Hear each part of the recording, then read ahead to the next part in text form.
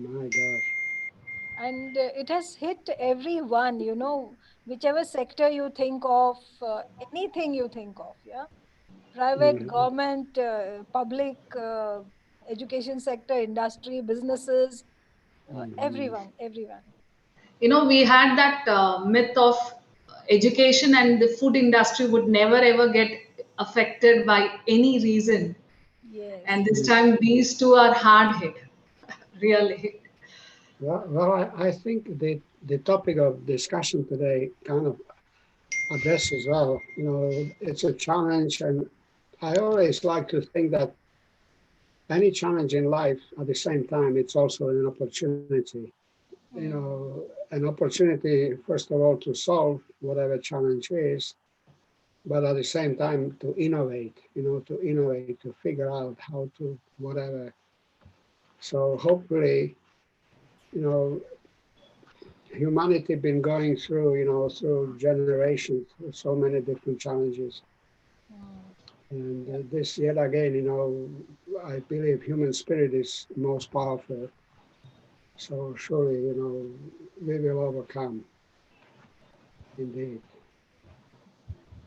we will. yeah. We must overcome. We must overcome.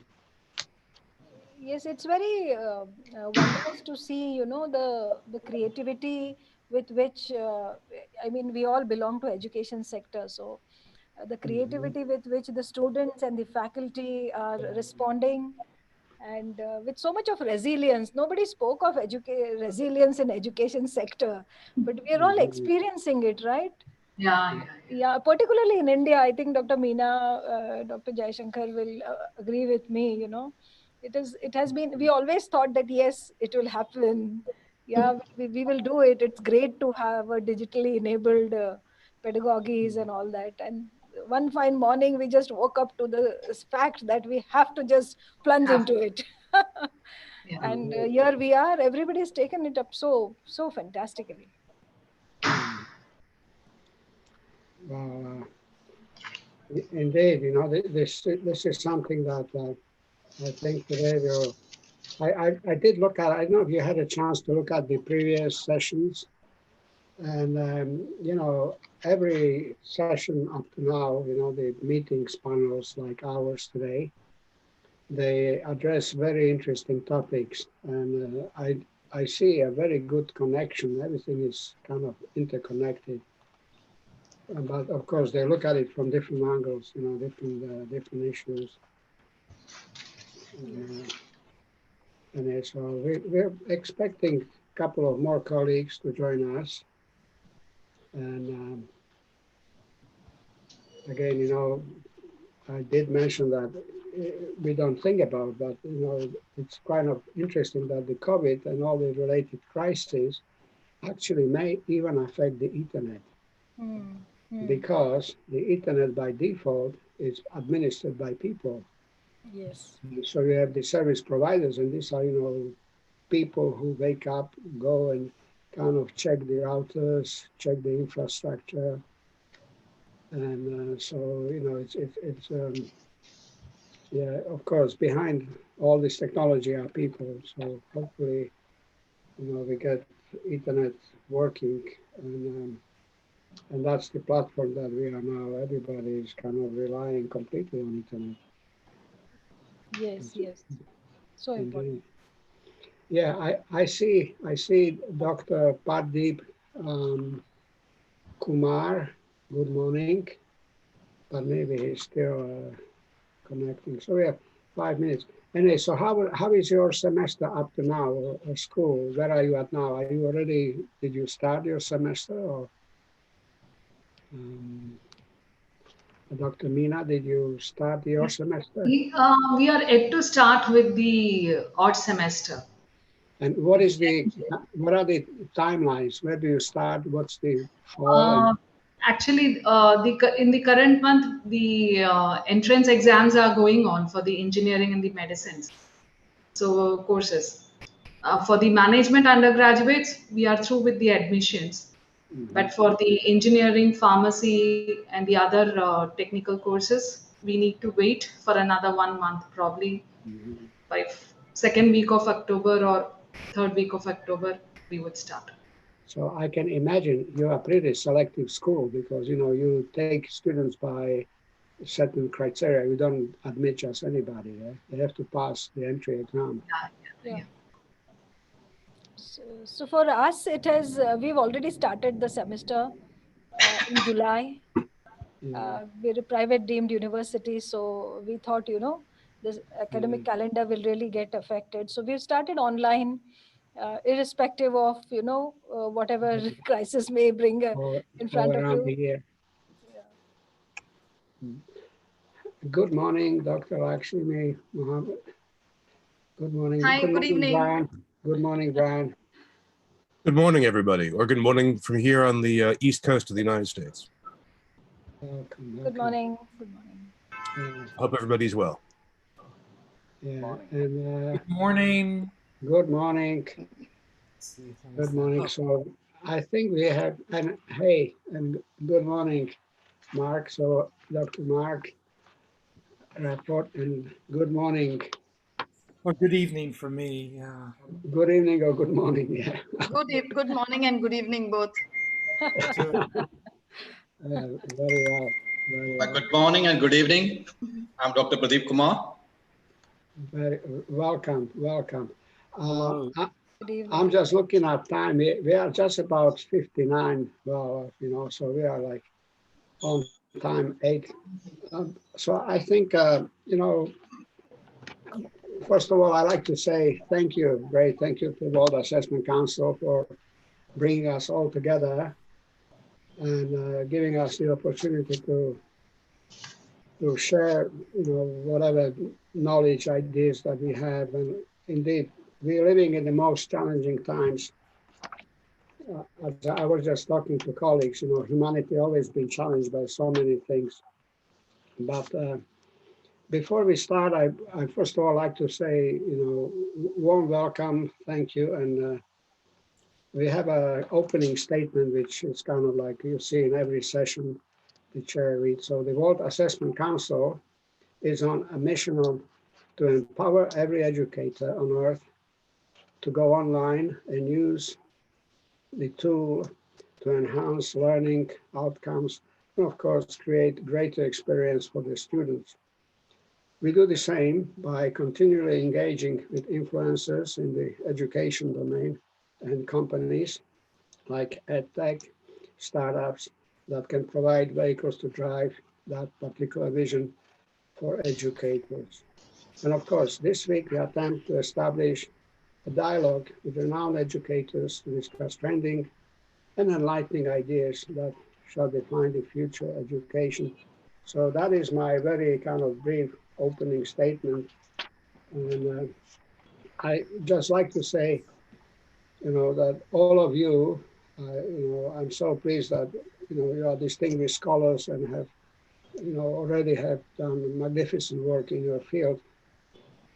And it seems like I just mentioned to colleagues that this year with COVID, this is perhaps the most challenging time that we live, you know, I mean, in any regards. And yet, you know, I like to think as educator, I remember at a certain point in my life, I had a good teacher.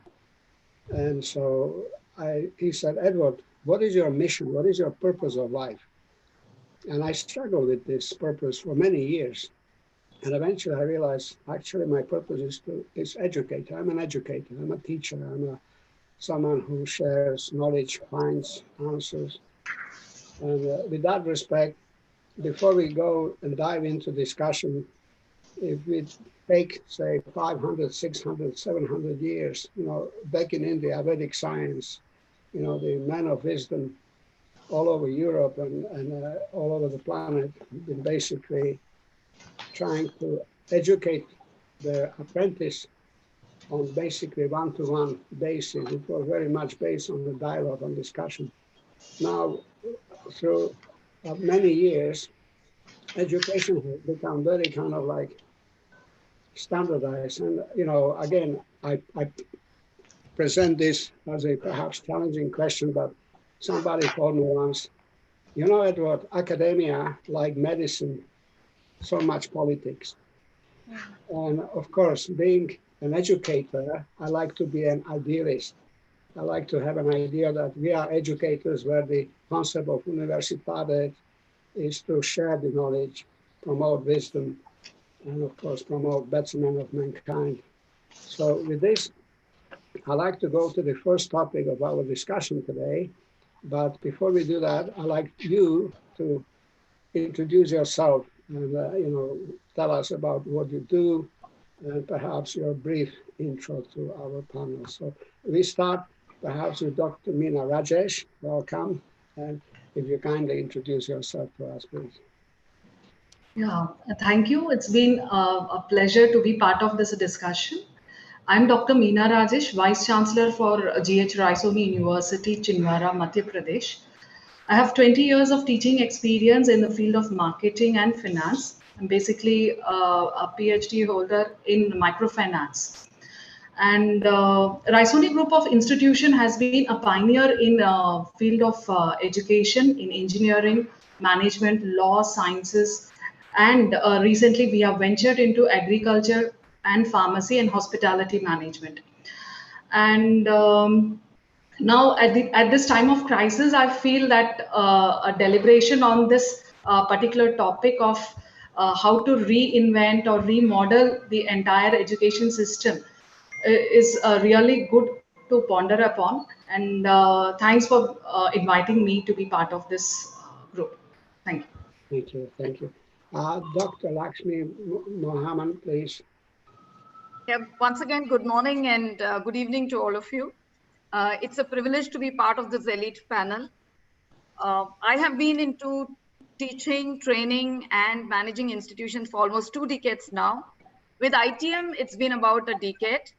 And ITM is a large group, which is of which ITM Business School is, I would say, a minuscule, of which I am the director.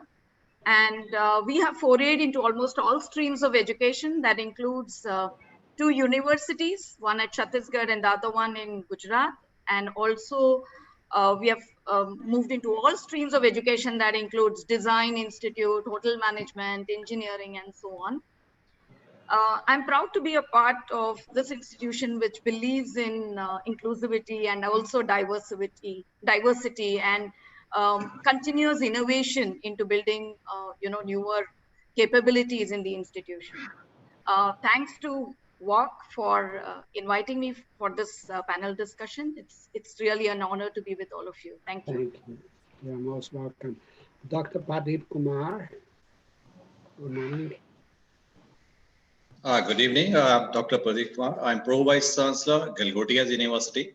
Galgotia University is in Delhi NCR, and the group started it long back in 2000 when they started with Galgotia College of Engineering Technology, and gradually they have university in the year 2011. So the total strength of students are almost 20,000 plus, more than 1,000 faculty members, and we are running 100 plus programs, and in all different areas, School of Business, School of Engineering, School of Nursing, School of Law. So we have about 18, 19 different schools. We tell them in different schools. So being in Delhi NCR, we have got advantages, faculty, students, quality, and the placement, etc. also. And for the last 6 months, like other institutions, we have changed our teaching pedagogy. Now we are more into online, and faculties and students are enjoying. We have changed now, and hopefully in months to come, in 3-4 months, we hope we'll back to our own old system of teaching, that is face to face. Thanks for calling me here. Thank you. Welcome. Dr. Mark Redford. Hello. And again, I like, I think everyone else, I feel very grateful to be asked to be part of this panel. I've been in education now for over 3 decades. I think I might be the only person here, though, who's not in higher education. I'm in primary and secondary. I manage a network of international and bilingual schools in China. I was really excited to be invited to this panel as um, I think like everyone here, we've all been thinking about the future of education and especially the future of university level education for a while now. And I feel somehow this year with COVID that everything is suddenly faster and everything is suddenly so much more radical than one thought before this happened. So it's a topic that I find really fascinating, and I'm very interested to hear what all of you think about this. Mark, if I may, Mark, your sound, your audio is Oh, not not good. audio. Oh, I'm so sorry. Is that better? It is, yes, it Oh is yeah. now. Okay, so I'm sorry. I'm so sorry about that. No I'll just trouble, no trouble. yeah. Thank you. So welcome, warm welcome. Dr. Vandana. Yes, good evening and good morning to everyone all across the globe. Of course, my co-panelist, this is Dr. Vandana Sonavne from India.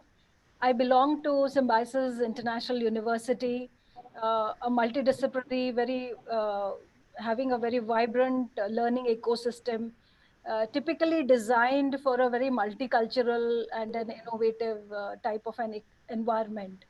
So I'm very proud to say I belong to an university started by a teacher, and that founding spirit still remains alive. Edward spoke about the Vedic thoughts in India, and our mission, in fact, is based on the Vedic thought of world as a one family. So we call it Vasudhaiva Kutumbakam. Of course, a vast university with 37 constituents, around 7 research centers, 11 departments, and so many other things. Currently, I'm in the board member of the International University, and I'm the director at Symbiosis Institute of Operations Management, a very niche B school, especially for dedicated to one specialization. Having spent around 27 years in the field of education, after a decade in the industry, I believe we're very fortunate to be spending today's times, challenging but exciting times, in the field of education, because there's so much of unlearning the old and learning the new, and hence it becomes more exciting. I want to thank World Assessment Council for inviting me to this talk. It's a pleasure to be here. Thank you. Thank you. You're most welcome. Brian, good morning. Greetings. Good morning from the East Coast of North America. My name is Brian Alexander. I'm a senior scholar at Georgetown University, where I teach classes in educational technology and the future of the university. My most recent book is Academia Next from Johns Hopkins University Press, which looks at the next generation of higher education. And I'm currently finishing up my new book about climate change and the future of higher education over the next century. I'm very glad to be here, especially among such esteemed company. Thank you. Wonderful. Thank you, Brian. And I believe we have one more colleague, Dr. Variar. Are you with us? Yeah. Good morning. Thank you. Good morning to you. Good evening to my co-panelists. I am Jaishankar Warrior. I am currently the Pro Vice Chancellor Academics at Geetham University. It's a multi-institutional, multidisciplinary university. We have about 23,000 students located on 3 different campuses in 3 different states. So, and we offer the entire gamut of education, and as with all of us, we have also been challenged by this pandemic, and it also caught us by surprise, and we are adapting to it. Thank you for inviting me, World Assessment Council, for this panel. Thank you. Thank you, and warm welcome. I think, just hearing your introduction, I think this is going to be a wonderful panel, because you surely, all of you from your, place where you come from and your background, you've seen a lot of changes already in education, but yet this is something which is unprecedented. So the first question or first kind of topic of discussion for us is to look at what trends do you see that have compelled universities to think of sustainability and new business model. So what are they basically, what drives that idea of looking at sustainability? Because, I look at a couple of sessions. I don't know if you had a moment to look at previous sessions, but I think one which was one of the first sessions, it was about how to prevent COVID from classroom. And a couple of colleagues in that session, there was a colleague, I think from Abu Dhabi, he mentioned, he works in that part of Africa and Middle East. He mentioned that, he gave kind of very skeptic view. He said that this is a time when many hundreds of universities and schools may shut down and thousands of people may lose their job. And that was the most pessimistic view. And yet at the same time, he mentioned that perhaps it is also an opportunity to adapt and to innovate and to develop new kind of either technology, methodology, strategies, how to basically cope and take it as a part of life. And yet, on the contrary, to improve education. But of course, adaptation is the key word. So with this, I'll let you, and then we kind of go on and see how our ideas connect. So please, Dr. Mina, what are your views? If you see the trends that we need to follow for sustainability and a new business model for any existing university, I would just say that you need to have to strike a balance between learning and a job readiness. Usually, we target learning at the university level or higher education. But the students over here, at least in India, if we talk about, there is a gap, skill gap. There is job readiness. They are not ready for the job. So they take up an additional course to make themselves skilled and then get into a job. So any good university, if they want to think about sustaining for a long term, have to strike a balance between learning and making the students job ready. This is would be one aspect, and the other aspect would be now because of this crisis also, I could say there should be a transformation from the personalized learning to a blended learning. Now when I say blended learning, you need to go for a hybrid model wherein you can talk about both offline and online classes, because online education is something which you cannot ignore and which cannot be overlooked in the future. And the third important thing is, in order to have a long sustainable part, the life skills which were missing in learning, in at least in Indian education, if you see, the life skill was missing across. And if you adopt life skill learning as part of your curriculum, which our new education policy has put in a lot of weightage on that, again, this would create a sustainability for the existing university. And talking about reskilling, online certification, test preparation, these are the small revenue models that one has to think about to sustain and to generate income in near future, because it's not only going to be a traditional learning platform anymore. If you see the current Indian market, the growth rate of test preparation, the segment where the students prepare themselves for various exams, competitive exams, is growing drastically. So we need to address this particular segment also, apart from reskilling and training through online platforms. So I think these little trends, if you start picking up, probably we could sustain and get into the regular mode. Yeah. Excellent. I agree. I agree. I think you mentioned 3 points, if I understood, was learning and being job ready, because indeed a lot of people, even in US, and Brian would agree, a lot of graduates come to Bell and other, and they say, well, we need to retrain these people. So they do like in-house training for next 2 years before become ready. So that's very true. The second, blended learning online and in class. indeed, this is a challenge how to balance how to create that kind of experience that you normally would have in a classroom. So, and the third one is life skill learning.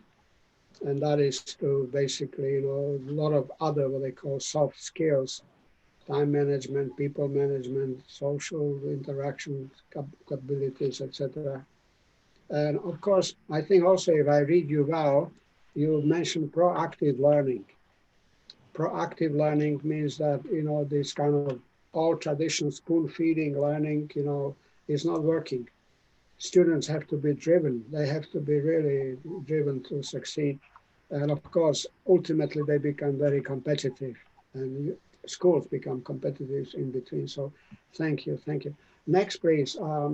We can, anybody just raise your hand, or anybody, you're most welcome. I'm not gonna, give any order. Does anybody want to feel like you strongly want to say something? Just raise your hand. Yeah, and please. Please.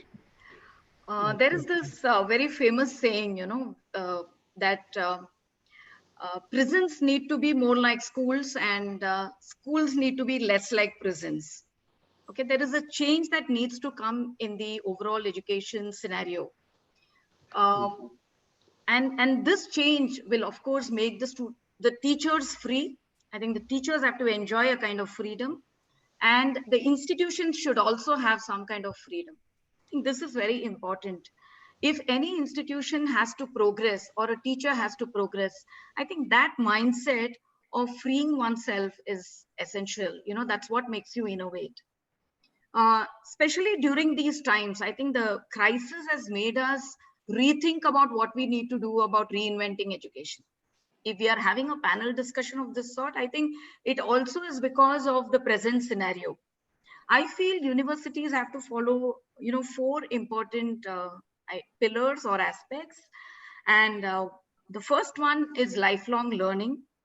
What I mean is the faculties have to go beyond the classrooms. So beyond instilling the students to, understanding wisdom, I think it is important to take the students or make the students enter the threshold of their mind. I always say this because it is your mental or mindset that also governs about what kind of future citizen you will be, or what kind of a person you or individual you will develop into. So lifelong learning is something that all universities have to work towards. The second one is society.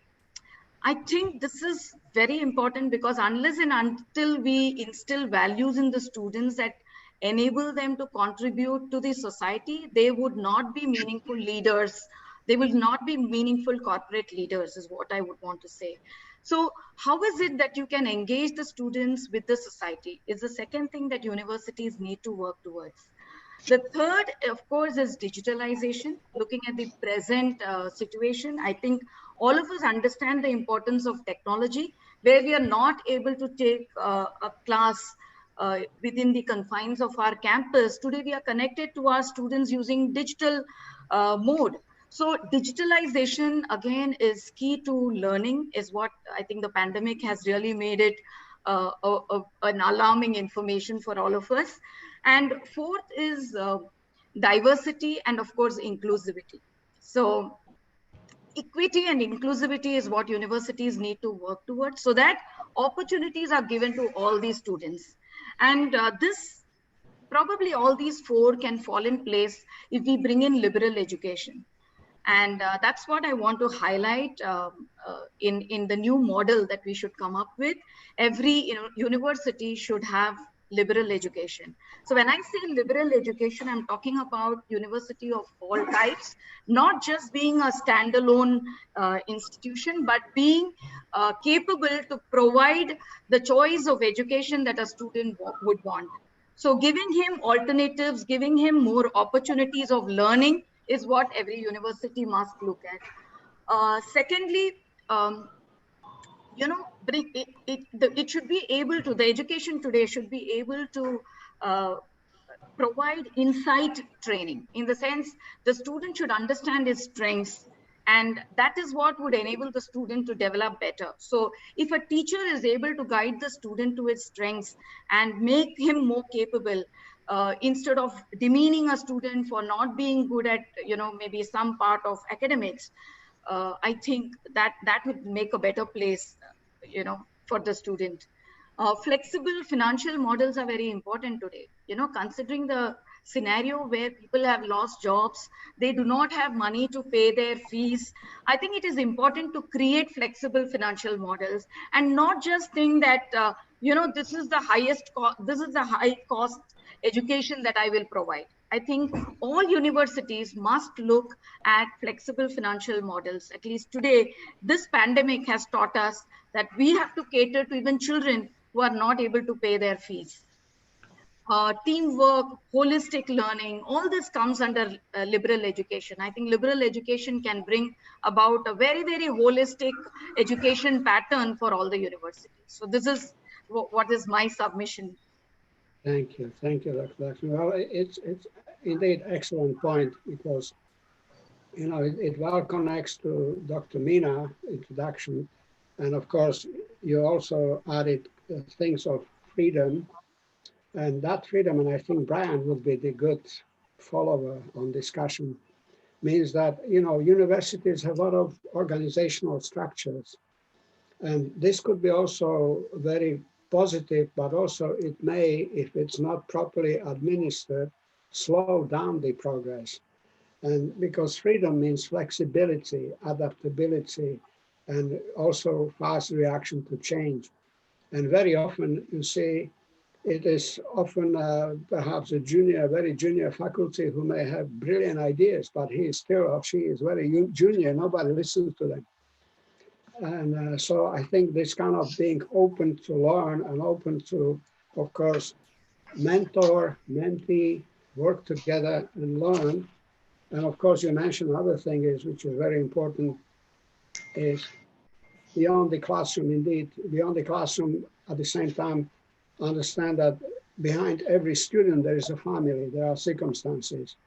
And there may be some students more privileged, there may be some much less privileged. But yet, I like to think, in the eyes of heaven, they're all equal. There's no less or more capable. And so it's all about training and making sure that they all get fair access to best quality of education. So that is very true.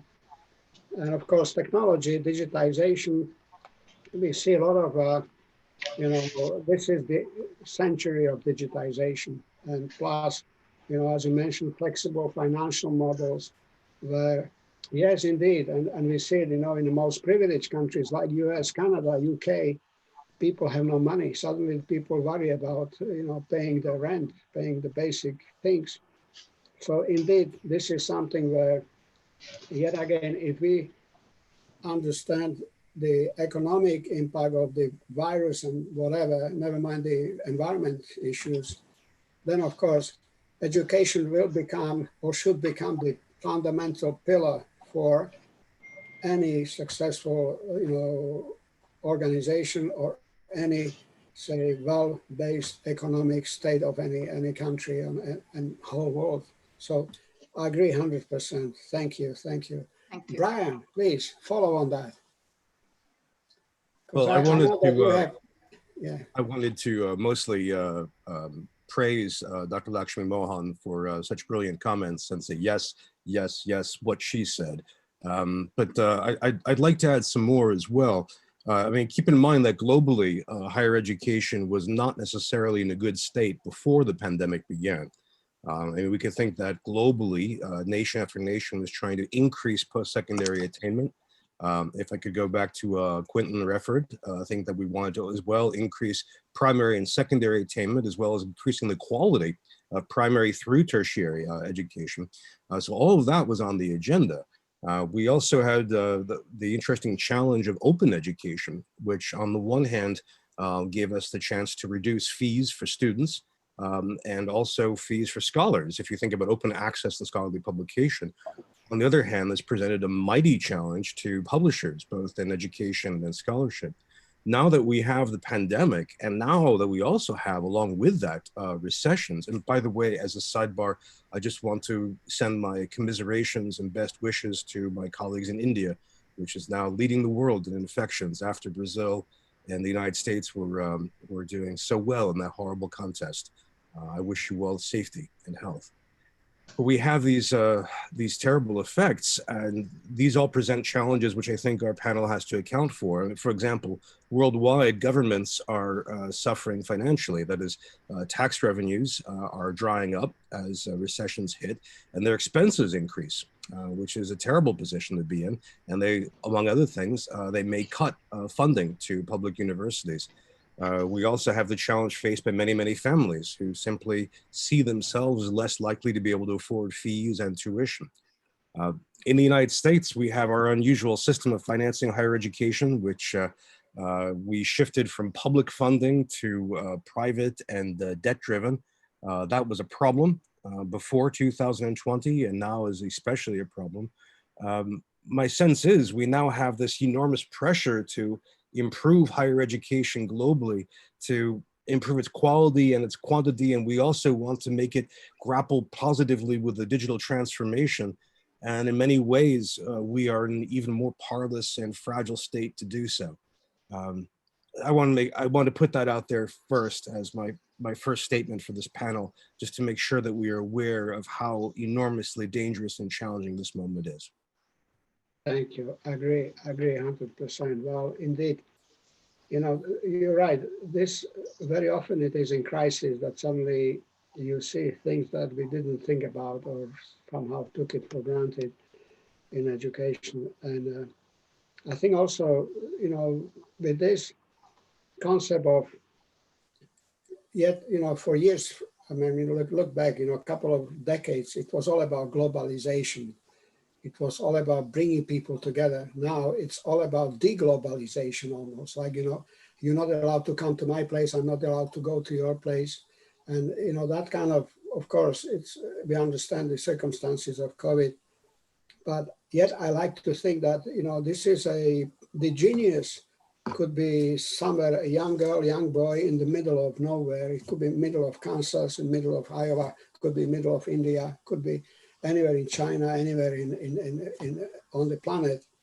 And so that idea of bringing people together was to kind of promote that development and training of genius that could be anywhere on the planet. And yet now we see that this economic and all the other related crises somehow create challenge of existence. You know, are the university going to actually survive? Because what you mentioned, Brian, you see, eventually there's a budget, and I've been, you know, working on a couple of things. And as soon as the money is not there, the faculties get to be cut. Everything is, you know, reduced, and of course, ultimately, you're out of business. So there's a business, university as a business. Professor Abdullah, can I respond to that very quickly? Yes, please. Two quick thoughts. One is that cutting the faculty. This is, you know, the cutting the flesh and the bone of the animal, in a sense. But one thing to keep in mind, I believe, is the possible curricular shift we should experience. That is, I don't think anybody wants to cut programs in epidemiology, or in nursing, or in psychology, or in surgery, or in pulmonary studies, and so on. Especially since the major death toll of COVID-19 afflicts the elderly. I think as well, medical programs geared towards supporting our seniors, I think also will do well. What we may see globally is a shift in the university curriculum more and more towards dealing with the pandemic. We could think of this, say, 5 years from now, and think of the post-pandemic curriculum. The cuts will happen, and the cuts will happen to departments and fields of inquiry that don't directly support the pandemic. Think my own original field, English literature, where I got my doctorate. Think about religion, think about philosophy, think about history, fields that cannot give us an immediate result for trying to cope with it. This is one quick thought. The second thought to just bear in mind as well, we globally are kind of torn between globalizing and anti-globalizing. And every nation has competing trends in this. You know, you look at Turkey, you look at Brazil, you look at the United States or Britain or Poland or Hungary or India, and there's that desire to focus on what we do, on who we are. And there's also the opposite tendency to be as global as possible. And I think universities will be sites of that struggle. I mean, you can see this in Holland and in Italy, where there's arguments about should English be the language of instruction. You can see this in funding in Turkey, where should you fund more local history? I think for the next decade, we will experience that kind of geopolitical struggle happening in our offices and in our corridors. Thank you, man. Dr. Kumar, please. Come in. May I? Yeah, please go. Yes. I will add to what my earlier speakers have thrown light on this problem. I think the value of the degree is now being questioned compared to skilling. So now skilling is economical and ROI is better compared to a degree. Now students and parents, they are keeping all factors in mind before taking admission in any program, any curriculum. Now being a university, we have to be very careful in optimization of programs outcome, financial viability, futuristic alignment with the global needs, and also while designing the program, we need to be very careful how the product is sellable to the market. Now, compared to the US, in India, a student from grade 1 to till graduation, we normally spend roughly 25 to 30,000 US dollars. Whereas in US, the 1 year fee, the graduation 1 year fee is equal to same amount. Now the students who were earlier migrating from India, being the second largest source of international students in the world, now they are thinking twice. If they want to migrate from here to US for the UG program or PG program, now they're thinking twice and thrice. Because now the problem is something else. If after spending 25, 30,000 per year, dollars per year, you're not allowed to do some work there, you're not getting work permit, you don't have the better chances to be having stay there for a longer time. So now the students are preferring the good universities in India for UG and PG programs. So I can say next 2 years, it will be very difficult for the university in the West to attract students from India or China. In India now, the universities have equipped themselves. They're getting better and better day by day. Technology is being adopted, and the students, parents, faculty members, and the promoters of institutions, they have taken a call to give the best of the best education as required when we say the outcome-based education, so that we can not only give admission to students who were earlier thinking to go abroad, but also better job placements are also provided here in India. So these are the points which I think in India, most of the people have started thinking. I agree. I mean, indeed, you know, this is basically kind of meeting the challenge of providing the best quality of education, but with the most effective financial model. In other words, suitable for parents, for students, and at the same time, employability. Because again, we come to that, you know, your degree ideally would guarantee you a job. Like, you know, like say you get a degree, you got 80%, 90% chance you are employed soon after graduation. Following on this, I was just thinking right here, because, you know, if I believe right, Mark, you in China? Mark? Hello, are you with us? Hello? Okay, so we might have lost Mark for a moment. Dr. Variar? Hi, yeah, okay. Please. Yeah. I have a couple of points. One was basically what Dr. Alexander was saying. He was a bit despondent about the funding for the humanities in general. But I have a different take of what's happening in India. We were heavily focused on, I think, the technology side. But if you look at the new education policy that has come out, and if we follow that in spirit, there's a lot more emphasis on holistic development. I'm not saying that it would specifically lead to literature, but I believe that the overall development of the student is now more likely to happen in the university education. Now, coming back to the survivability of a university, we really need to make sure that our university has, I mean, the value proposition should be clear. In a sense, it's not just simply delivering some courses, but also making sure that the students get a tangible benefit of attending a university. Because now information delivery is not the critical thing. That can be done. Coursera does a better job than us. So so we need to make sure that the experience of coming to a university, of the curation, and also the fact that we are aligning the cohort that you go through. All these are important factors which will actually enhance the life of the student. So it's a more holistic education that we need to now cater to, and this is an opportunity that the pandemic has given, because for 6 months ago there was no way I could have met this panel in any way. I would have gone to a conference maybe, but I would have met 2 or 3 people, and that's it. The travel time itself would have been prohibitive. So these are opportunities that have now come up in terms of both because of the technology in access to eminence, if for lack of a better word, is now much better. So I think this opportunity, and also if we manage to get the values right, value for education right, I see a very good future ahead. Thank you.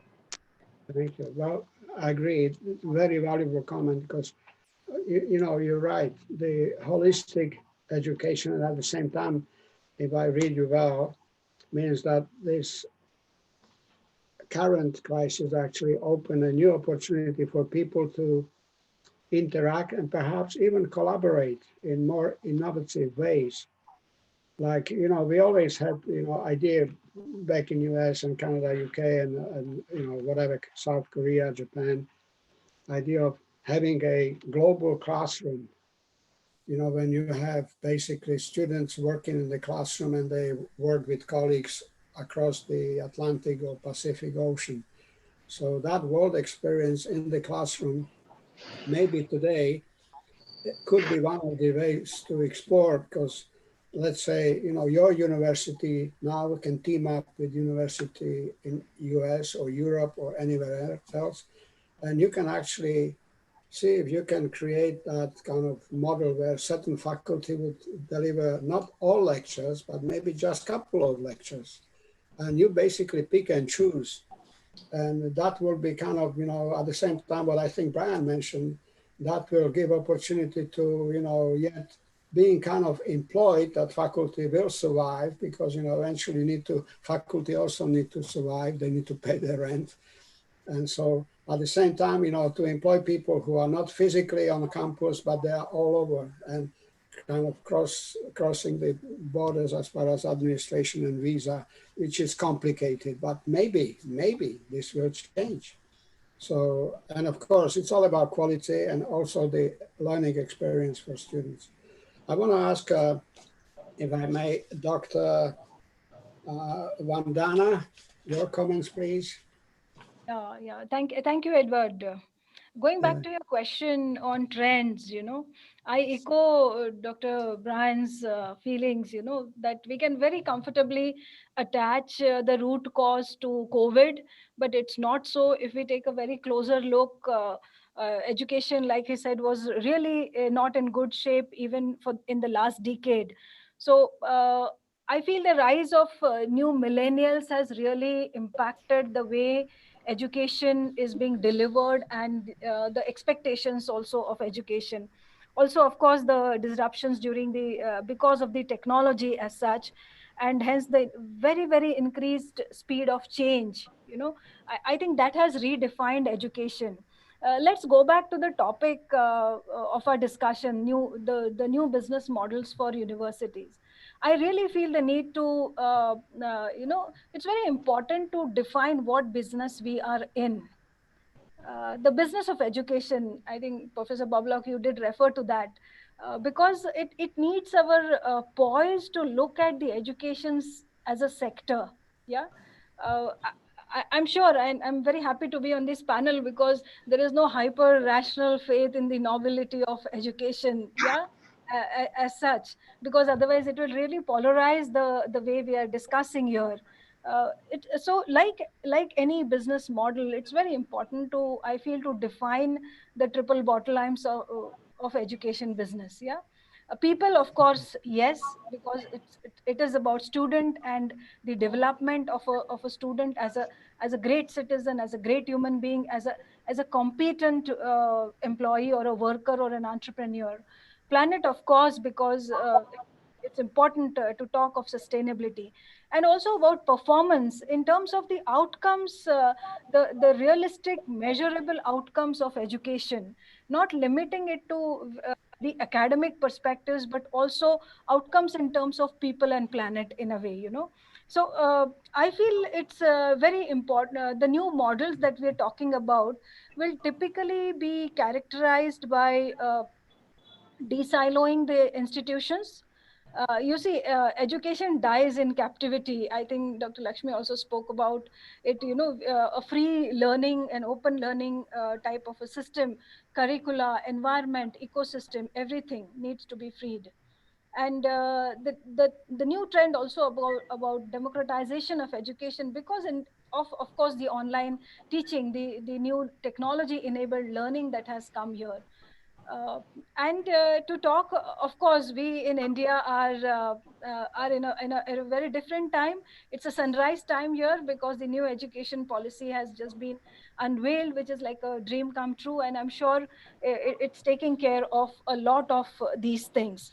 So to cut it short, I think the trends would be the models will depend on the level of engagement of the educational university institute along with its partners, so as to say. Yeah. And also the curricula, the credits that you are able to offer will also dominate, I believe, the overall pricing structure, or the monetization of the education, if I can say that. So I think the challenge, or the great uh, decision here is to manage the cost, drive austerity, sometimes, also, of course, need for multi-purpose asset management, if I can say that. All these things are going to be very, very important. Yeah. Thank you. Agree. Thank you. Yes, Quentin, please. Oh, yes. Yeah, I want to go back to what I think was a really nice distinction that Dr. Meena Rajesh made right at the beginning, and between learning and training. And when I look at higher education at this point, especially from the US and the UK perspective, it's very hard to see how the current model is sustainable because it's just too expensive. Education in both countries just costs too much money, and I think in many cases just is not worth it. I think a lot of people have been thinking that increasingly during COVID when, you know, it's not worth paying those fees if you're not actually having that on-campus experience. And I'd be very interested to hear what everyone else thinks of this, because it's fascinating how people are coming, obviously from different places and different systems. But when you think about it, what we've learned with remote teaching with COVID is that that blended learning model that Dr. Mina talked about just looks so much more economical and so much, I think, better in terms of equity and justice and access than the current model we have, at least in the US and the UK, which is just too expensive. It's as though we've got uh, I mean, it's to me, it's like an example of producer capture at this point. Instead of the point of education being educating the future and doing it as efficiently as possible, um, these places now are just run for the benefits of tenured faculty, and the cost is well, it's like a sort of a medieval guild system, I think. Um, so what sort of worries me? So I find that aspect really, I'm quite optimistic about that because I think entrepreneurs, companies, I think people are going to figure out how to steal a lot of business from the traditional university that involves training, that involves just straightforward credentialing. We don't need the expensive university to do all of that.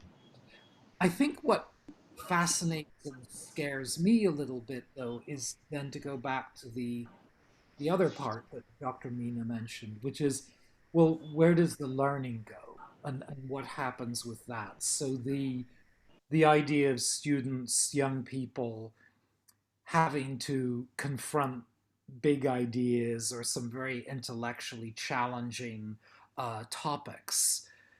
Uh, where does that happen? Because it's not going to happen within that training model, because why would you pay for it? It doesn't make sense. I mean, and it's as I say, that's the part that really fascinates me. I think the fate of universities as regards training is probably sealed. They're extraordinarily inefficient ways to train people for decent professional lives in many ways. The learning bit, though, I don't know what happens to that. Well, Mark, thank you. You touch on the very kind of important issues indeed. And that is something that very often, when you mention word intellectual, first thing that comes to mind is intellectual debate. And as a faculty, as a professor, you may find yourself, or a colleague would agree, that it's not always welcome. I even seen institutions when it's actually forbidden to talk to colleagues from different departments. You have to talk to your chair, and then the chair will talk to chair. So, the freedom is completely lost. And I think the idea of intellectuality, when we want to bring it to students, young people who still kind of have difficulty to comprehend that dimension, is to create that really kind of collegial intellectual place where the intellectual debate is bread, daily bread, among university scholars and students. And perhaps you see it, I've seen it in Cambridge, where you have the headmaster sitting and having breakfast with students. And they're like almost like community of brothers and sisters. I myself, I humbly say, I like to feel that I'm just a brother to my students, maybe born a little bit sooner, but I'm working the same pathway. Just the date of birth is something with the date of birth is wrong, but the rest is fine. Anyway, so that brotherhood, that's being really somebody who I can just humbly admit I'm still learning. I'm at the beginning of discovery. And so you're right. The purpose of this panel is to actually, when we come back to Dr. Verdana business model, about what business are we in as educators? Our business is to educate. And educate, we have PhDs, so we are lovers of wisdom. We love wisdom because it's a philosophia, doctor of philosophia. So we have that passion for wisdom. And that wisdom ultimately promotes humanity, kindness, and of course, respect. As there's no other more important than I am. And now, we all, as I say, have purpose in life.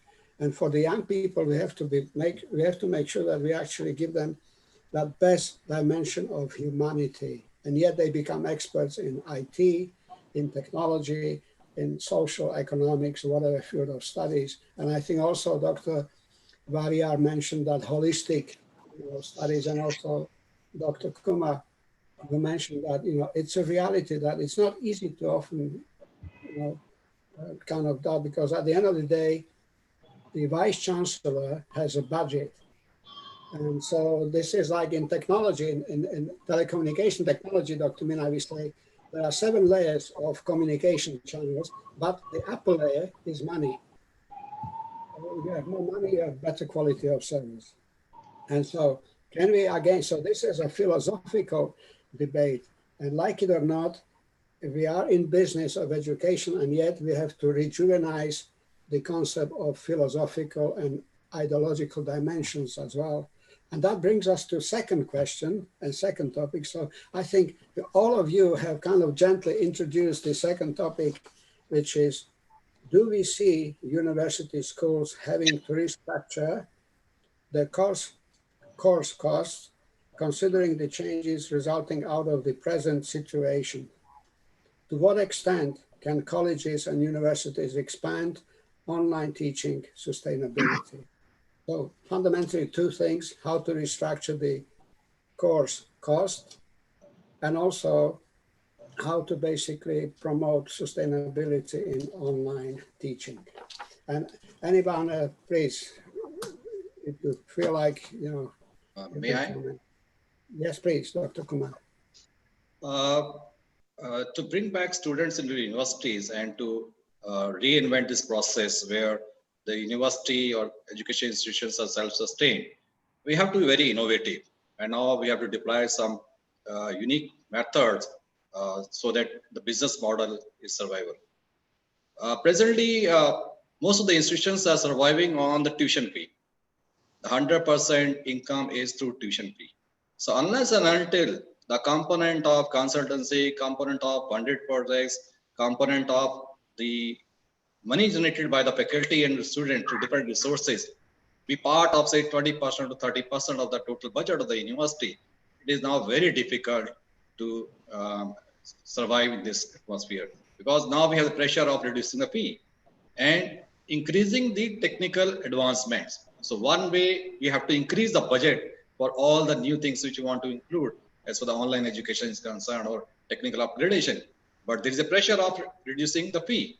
So now we have to think very carefully how to make a plan as a university head so that the budget is met. The other point is, in India, we have a system here. Most of people will be knowing. The corporate world are running universities, and there is a tax benefit to corporate world if they're running university in the name of CSR. So there is a corporate social responsibility. They get benefit out of it, but these are only 5% university, 5% industry. So the remaining university, they have to survive. So now I have to make a balance with the other universities. So there's a competition between university and university. So unless we adopt such system where startups, entrepreneurship, consultancy, earning while learning, these methods are adopted and money is generated, and the owner should lie on the department head and the faculty on the money, say 20%, 30%. These are the only measures which can take, and the upgradation of technology is possible there. Thank you. Excellent comments. I agree 100%. And I will ask Dr. Mina, just before I just want to say, coming to Dr. Vandana comment, that education as a sector, and of course, we have corporations, businesses, industry, government. And so ultimately, there must be some almost like natural blending of all these. Because if you leave just education kind of disconnected from industry and from major whatever businesses and government, then it may have difficulty to survive what you mentioned, Mark. So let's ask Dr. Mina to follow up, and we'll kind of get deeper into this, because I think now this is very tricky what you mentioned, Dr. Kumar. decrease and yet increase spending on technology. How can you do that with the same budget? You can't. Please, Dr. Mona. I differ with Dr. Pradeep in this thing. See, education is a sector where the students look for intrinsic value. When I say intrinsic value, like you don't see it, physically. It's not tangible. It's intangible. The moment they feel that you get those values, intrinsic values, for which they are paying their fees, I don't think the good institutions or the premium ones would think about revising the course fee structure for that. We need to maintain that intrinsic value, what we are going to give to our students in terms of value added services. It's just that we are going to change the perspective of different value added services that we could give for our students in a higher education.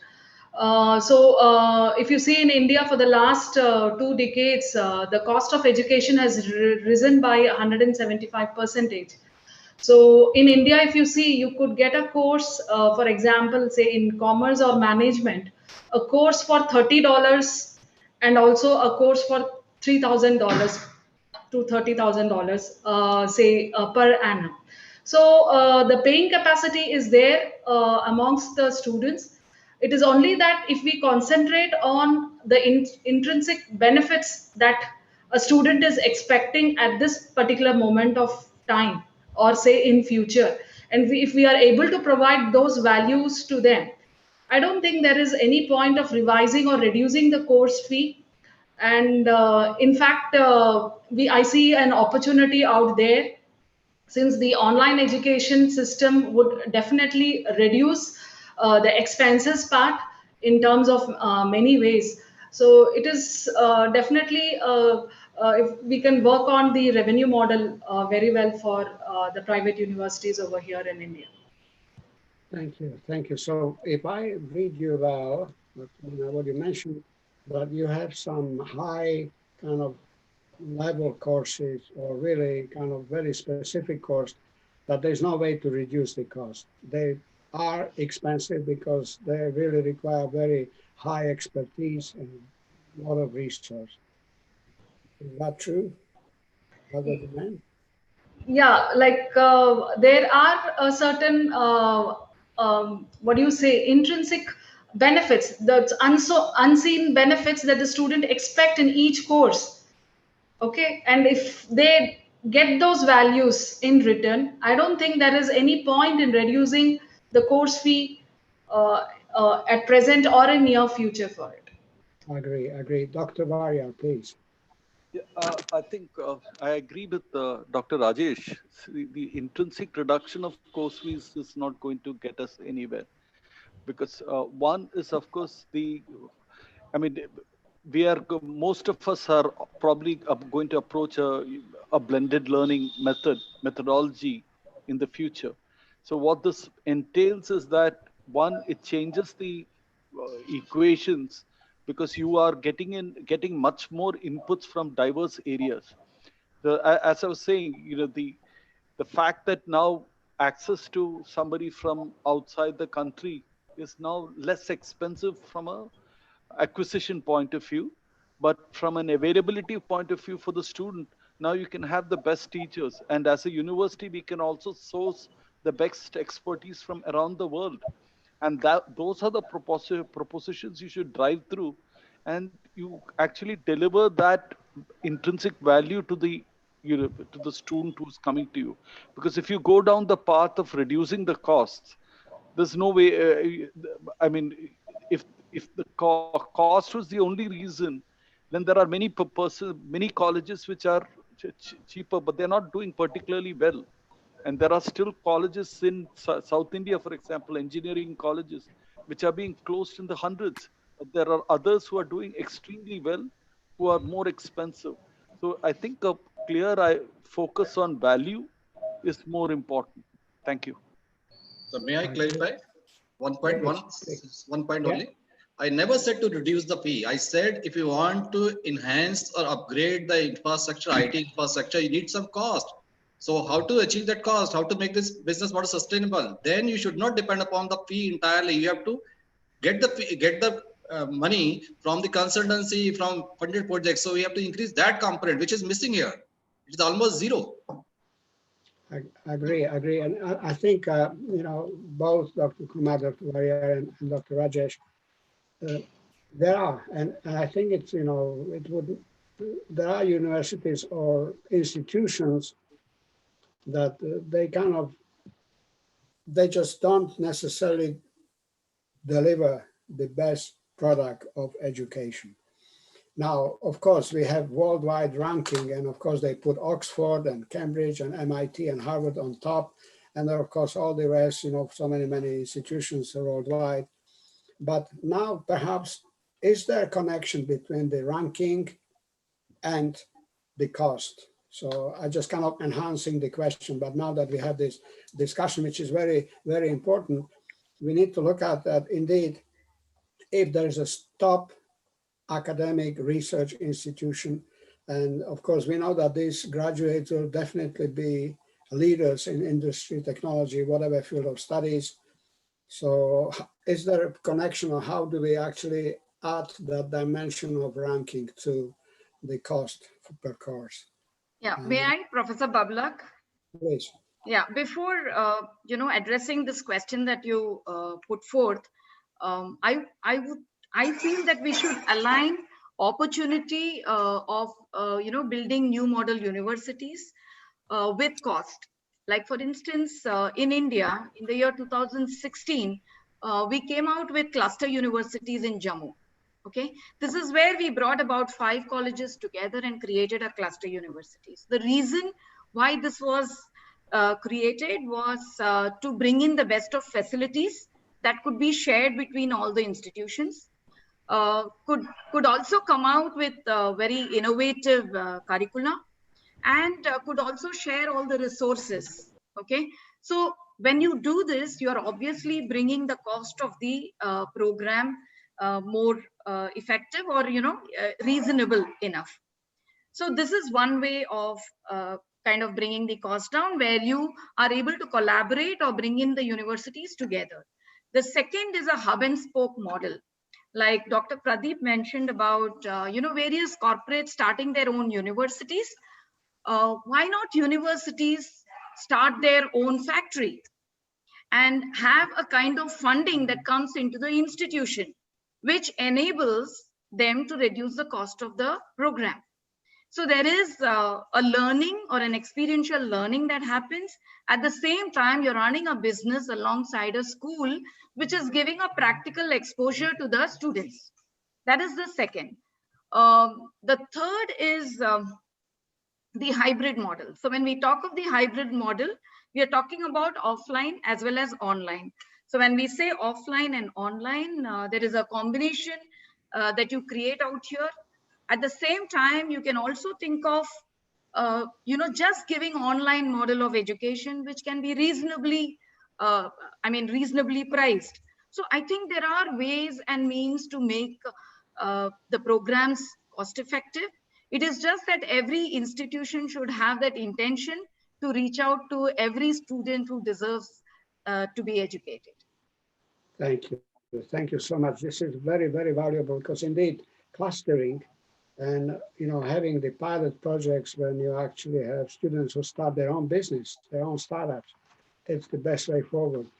And that actually may become a driver to generate income for the university. So, you know, this example is, you know, example of not isolate education, but actually blend it with business, industry, and it becomes like one. And we see a couple of examples. I see here, Dr. Pardeep, your comment, please elaborate on your comment, please. I agree with Dr. Lakshmi, the cluster university concept. In a region of, say, within a region of 1 or 2 kilometers, group of colleges are there, then those group of colleges can be of different domains. One is this engineering college, second is school of business. So right now we have number of institutions in India, but they are standalone colleges. So if we can cluster, make a group of colleges in the university, then definitely it will work. And I must add that this is funded by RUSA. So RUSA is a body which has funded about 55 crores for this, cluster that they created. So I think the funding would enable the institution to prosper, at the same time give the benefit of, making the fees reasonable so that every student can avail education. Excellent, thank you. Brian, what are your comments on it? Brian? I think on the one hand, we have this enormous financial pressure. Canada and the United States have developed one solution to it. Unfortunately, it's a humanitarian disaster, and that solution is to rely on part-time workers as faculty. In Canada, they're called sessionals. In the United States, they're called adjuncts. In the United States now, adjuncts constitute the largest portion of the professoriate, and that is a way of saving costs. I think another sustainability angle that is more humane is to focus on disciplines and fields that are most likely to win enrollment. Cybersecurity, for example, allied healthcare, business, marketing, and so on. I'm very, very sensitive to Dr. Avariar's comments about holistic education, and as a longtime fan of liberal education, I hope that's true. I'm not sure if people will pay for it, and that's another question. I do want to come back to something that Quinton mentioned, which is we're in a bad spot when it comes to comparison shopping. If I can go to Delhi or Mumbai and physically go to a campus and enjoy the life of the city and meeting professors and students and so on, for me, that'll be worth more than only experiencing them online through Zoom and an LMS or VLE. So there's going to be significant downward pressure on prices for this. I think one key thing we can do that is not really appreciated is we can take advantage of the demographic transition. That is, developed nations and developing nations are all experiencing a decline in childbirth rates worldwide. South Korea's replacement rate is something like 1.5 children per couple now. And until COVID, we were living longer and longer lives. So it may be that the great frontier of education is really developing programs for elders, people 70 on up. And that's something which higher education is generally not really situated to respond to. So I think that is one area that we can really take off in. The other thing is, if we are going to be taking digitization seriously, if we're going to be marketing ourselves and really working online, I believe we have to commit to a culture of continuous improvement. And that's something which isn't easy to do. There is precedent. You can point to some cultures in corporate training. You can point to some universities like Southern New Hampshire University. But the idea of constantly assessing learning, constantly evaluating it, constantly experimenting and innovating is something that I think we really, really have to commit to. One last point. I think the COVID universe, the pandemic and the recession will flip us to open education resources faster than just about anything. I think it's going to be harder and harder to convince students that they should pay 500 euros for a single textbook. And as open education continues to grow in content and in quality as well as quantity, I think we will see that eventually just become the dominant way forward. I mean, overall, I'm optimistic about our possibilities. I am skeptical of how we will take advantage of them and how we will be supported by states. Thank you. Thank you. Very valuable indeed. I mean, you mentioned that adjunct sessional faculty, good and bad. And I know examples of adjuncts in US where, it's almost like 24/7. You have to be online because you have students from around the world and they can call you midnight and they can call you 2 a.m., whatever. And of course, now there are measures. If you don't reply in certain time, you'll be, flagged already. So it's very challenging indeed. And of course, the matching and look at the demographics, at the same time, I think you did mention or touch on this, which is, which brings us to that point of collaboration and I mean, all colleagues mentioned that word collaboration to some extent, clustering, collaboration, opening gates, and looking after how to actually work together. Because eventually, us, member of panel, I would humbly say that we are students, but we just happen to be born a little bit sooner. So, and yet we have to always be reminded that it is young people. They are 20 years of age and they are at the beginning of everything, and universe should belong to them. And so we should use all the intellectual skills and education, whatever we have, to make sure that they will benefit from that journey of life that we already have kind of journeyed quite a bit. And I think so this is something that it's kind of like a burden on us, that we have to really get together and make sure that the young people have a bright future. And, and never mind the babies, they have to have even brighter future. So Clinton, Mark, you want to add to comment?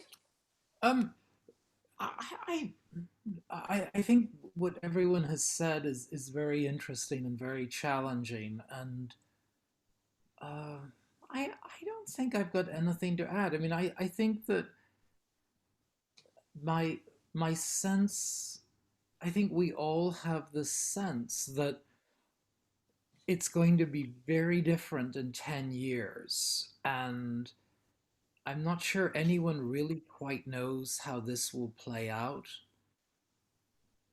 As I say, I would come back to, I guess, the basic economics, where I do feel in the UK and the US, um, universities as they exist, unless they're very wealthy, um, and they're serving very wealthy students, simply cannot really continue. And I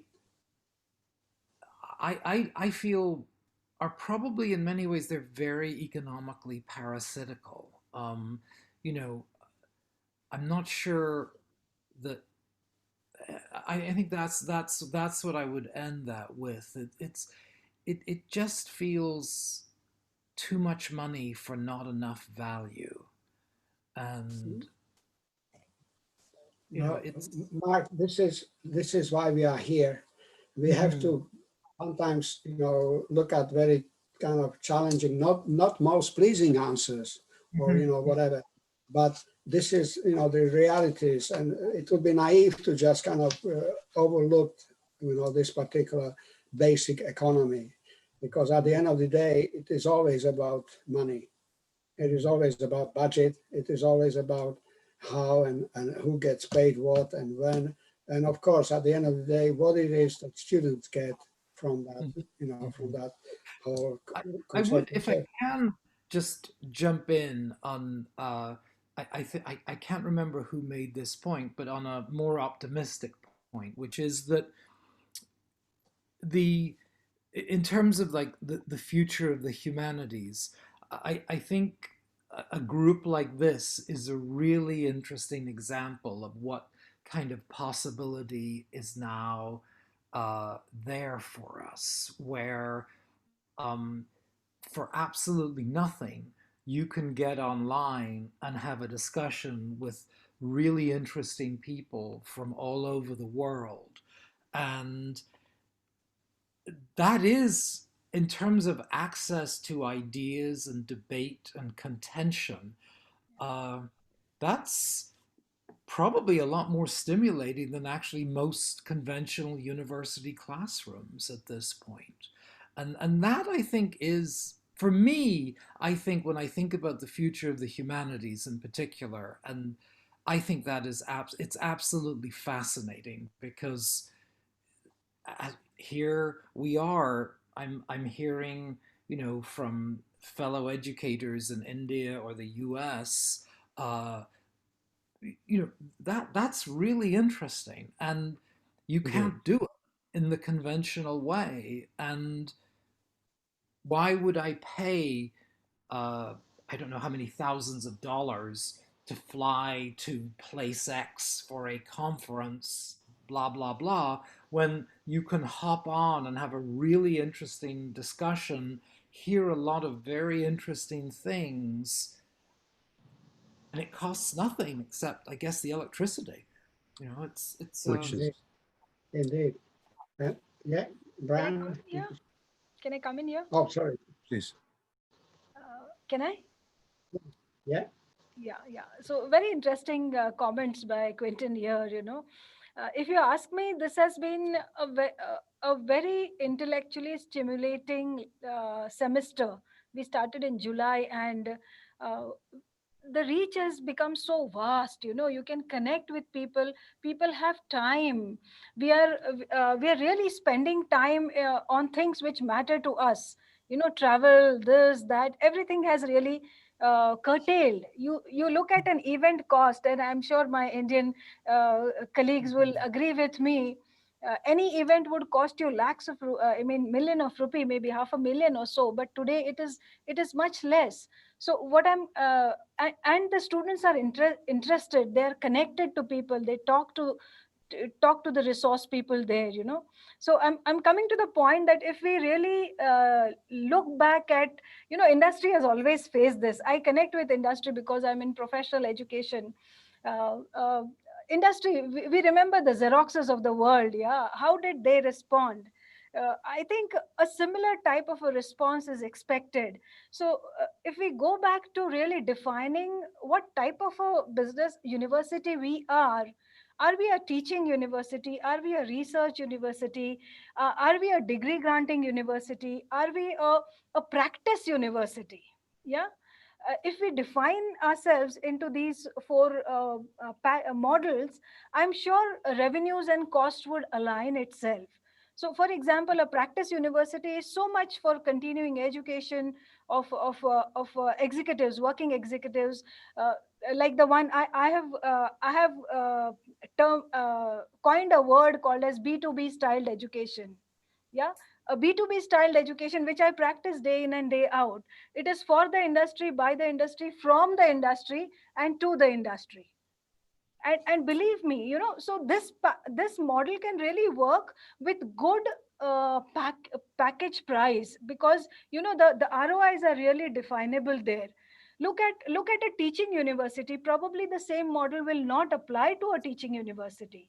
A research university will generate revenues by monetizing their IPRs and so many other things. Yeah. So accordingly, I think if we go back to defining again the business that we are in, we would really find out these models.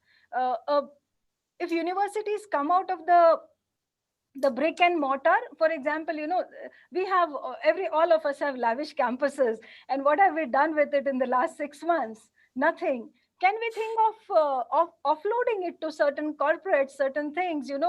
I'm sure the facilities can be actually utilized. It can the infrastructure can be utilized for something else. So I'm trying to look at things like a PNG bucket of product value matrix, if I can relate. Yeah.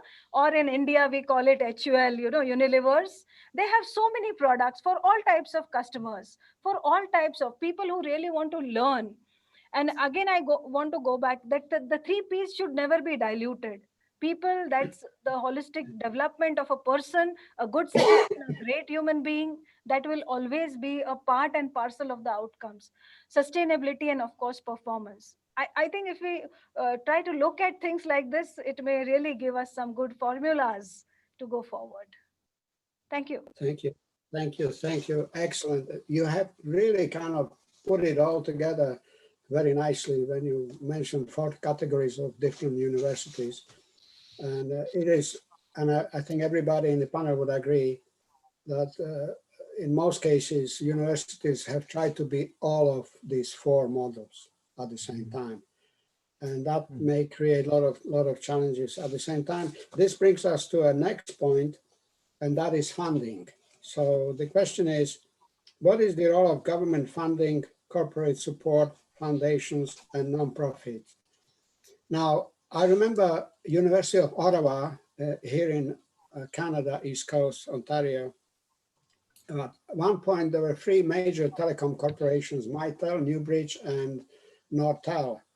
And so they needed about 5,000 engineers And so they approached the University of Carleton and Ottawa, and they said, we will work with you, we will give you money, but we need to train telecommunication experts.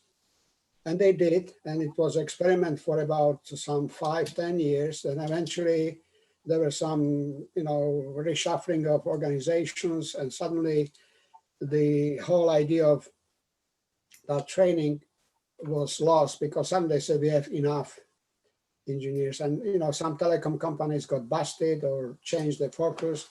So, and yet academically, I believe I was part of that discussion. It was challenging to figure out how, people don't like, say, Cisco-driven courses in telecommunication. They say because gives not enough rigor. It promotes only Cisco technology.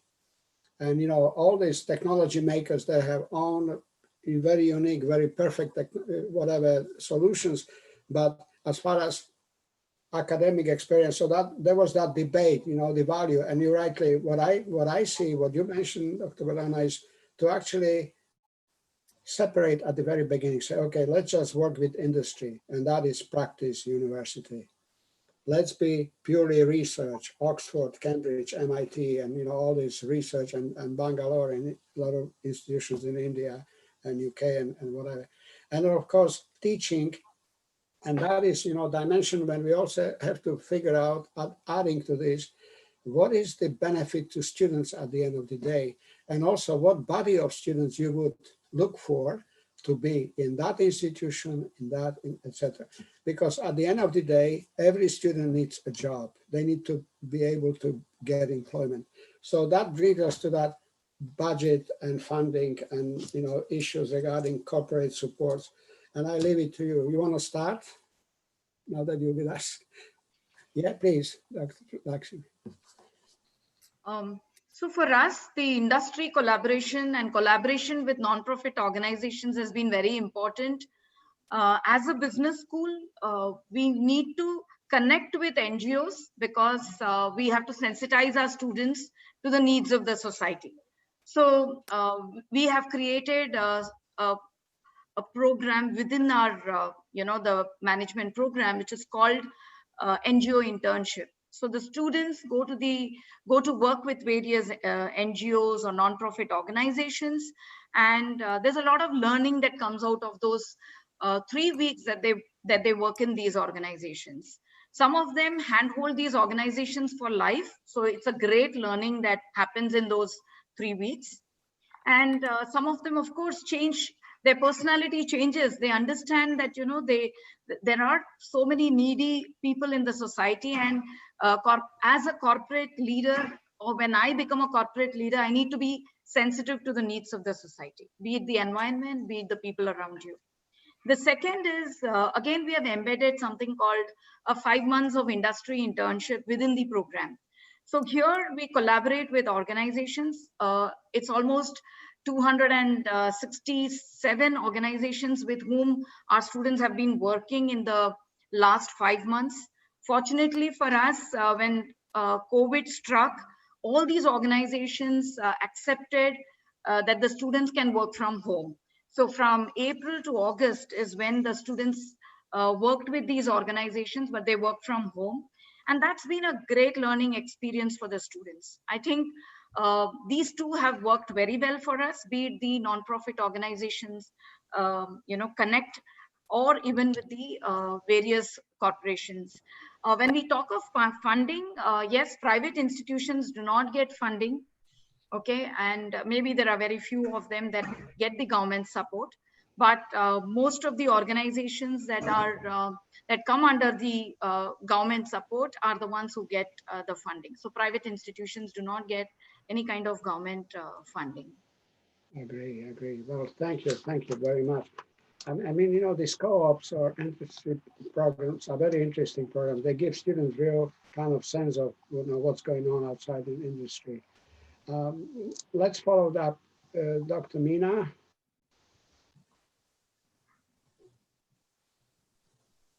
Hello. Dr. Meena, you have to unmute. Hello. Yeah, sorry. Yeah. I do accept with Dr. Lakshmi here. Like when we talk about funding, basically it's only the government institutes or the affiliated colleges or universities which goes for a large amount of share of the funds over here. So as a private sector or a private university or a private player, when I talk about funding, like we think about various options, as she told, in the industry tie-up.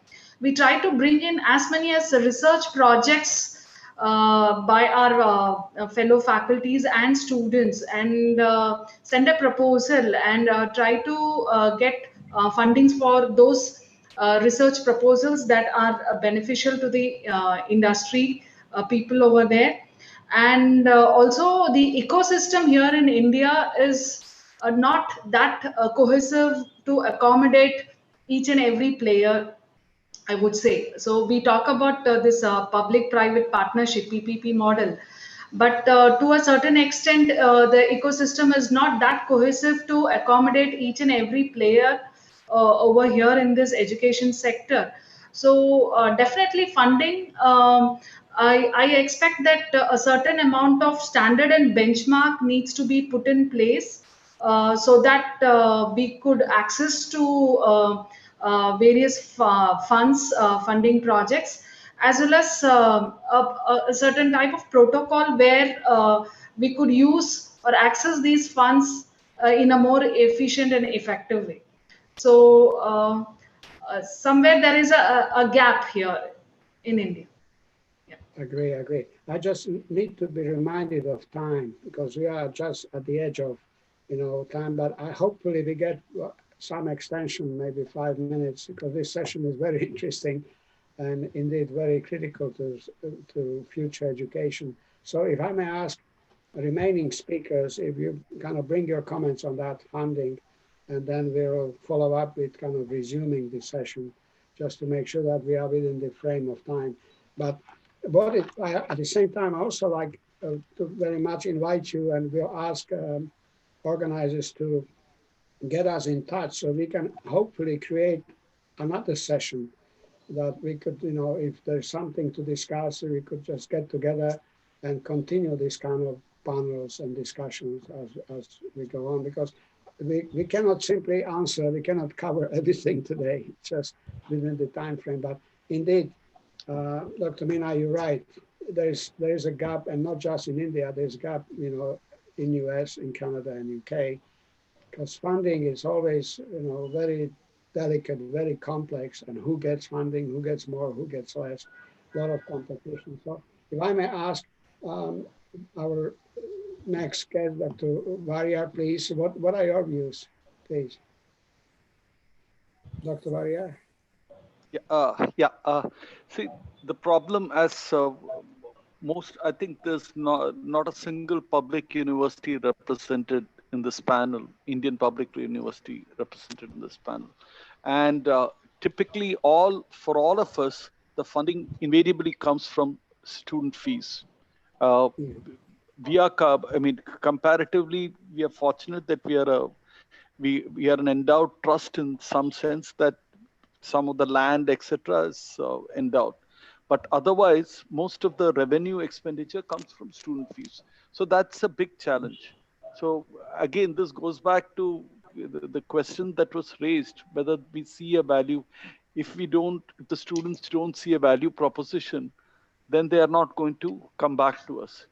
And it is critical because in many cases, we have built infrastructure which we have to drive value out of just for society. Forget for the business. I'm not even talking of education as a business. You have created an infrastructure. You need to make sure that it's actually delivering value. So in that sense, the responsibility on the educators is quite high, that we need to always make sure that our curriculum is actually relevant, and also adding long-term value, because skills is something anybody can acquire anywhere. It's not necessary you need to come to a university. I don't think that's and if we are competing with delivering skills, we are going to go down a path where we will not be able to come back. Agree. That's all I have to say. Thank you. Thank you. Thank you. Dr. Vandana? Yeah, so of course, the question is about the role of funding, government funding or corporate funding. I echo the same sentiments. We are all from private universities, and government funding becomes a big question mark. Though we are trying our level best to really relate to the government initiatives and thirst areas, trying to, do some live projects, own the national issues. I have fantastic experiences when we conduct when there's a big event or some thirst area being identified. Now it's agri-tech, for example, in India. We're wanting to do research in that may generate some funding, but it's very minuscule. But there has been a good experience from corporate funding and NGOs funding. I think NGOs, foundations have great amount of trust in educational institutions. That has been my experience. Even corporates, for that matter, they're there. And now, as the university grows older, the alumni who are in the corporate plows back a lot of revenues, in terms of that. So if you ask me, that has been satisfying, the small ray of hope, or some good feeling there. But otherwise, the government funding, which literally dictates your rankings, your ratings, everything, probably we all have a lot to go forward. Yeah, thank you. I agree. Brian? I have two thoughts on this.